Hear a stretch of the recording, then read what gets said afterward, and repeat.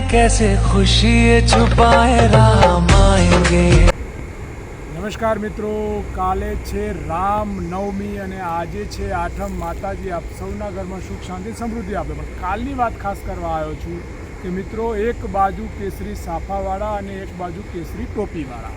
નક્કી તમારે કરવાનું છે। કેસરી ટોપીવાળા એ રામના નામે ક્યાંક ને ક્યાંક રાજનીતિ કરે છે અને કેસરી સાફાવાળાએ ભારતને સાચવવાની જવાબદારી છે। આજે હું એક બ્રાહ્મણ તરીકે આ સંદેશ આપું છું કે રામ હતા ક્ષત્રિય કુળના રામ, સૂર્યવંશી રઘુવંશી રામ, અને રામ હંમેશા માનવતા અને એ હંમેશા એક કુળનો ભરોસો રહ્યો છે કે પ્રાણ જાય પર વચન ના જાય, અને પ્રાણ જાય પણ વચન ના જાય। ભારતને 36 કોમ તમામ ધર્મ જાતિને એકતા અખંડતામાં બાંધવાની જવાબદારી તમારી ને મારી બંનેઓની છે।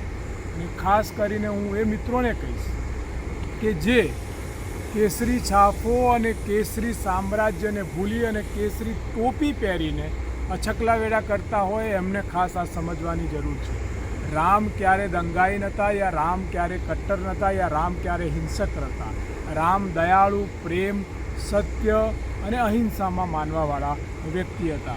રામ હંમેશા કુટુંબ, ભાવના અને પ્રેમમાં માનવાવાળા વ્યક્તિ હતા। આ રામ વિરોધી હતા, પણ કોના? તો કટ્ટરતાના વિરોધી હતા, હિંસાના વિરોધી હતા, નફરતના વિરોધી હતા અને અસત્યના વિરોધી હતા।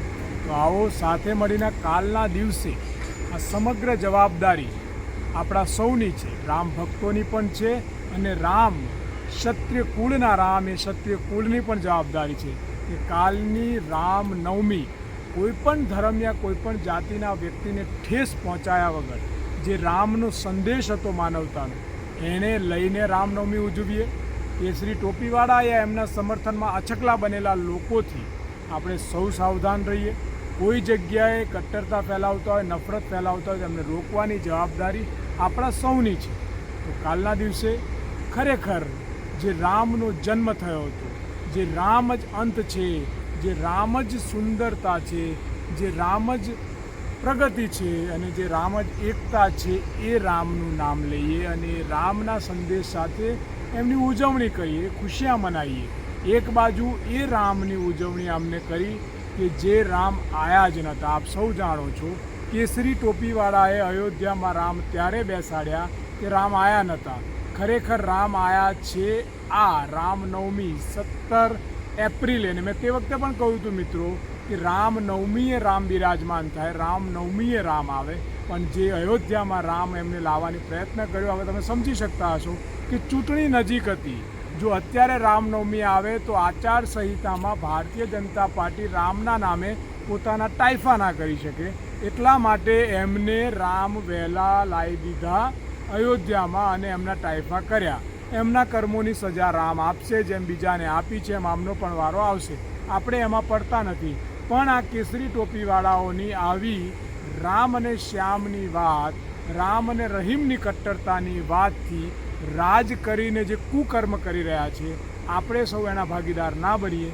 સાચા અર્થમાં રામને સમજીએ અને રામની આ વાતને જન જન સુધી પહોંચાડીએ, એ જ આપ સૌને પ્રાર્થના કરું છું।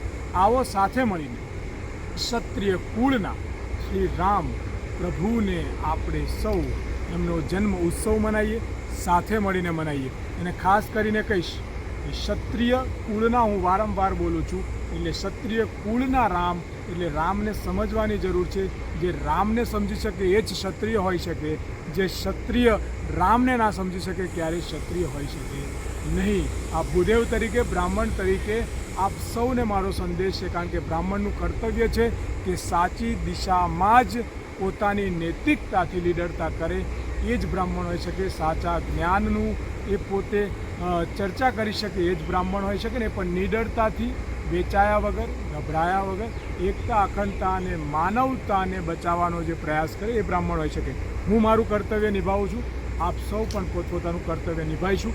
કાલે સિયાવર રામચંદ્રનો જન્મ છે, એના જેકારા સાથે આપણે સૌ આગળ વધીએ। હું હંમેશા કહેતા આવ્યો છું, જે પણ રામ પ્રેમી છે હંમેશા એક જ બોલશે સિયાવર રામચંદ્ર કી જય.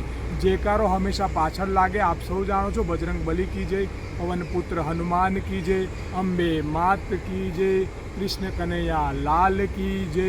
એટલે કોઈ પણ મારે તમારી જય બોલવી હોય તો તમારા નામની પાછળ જય લાગે.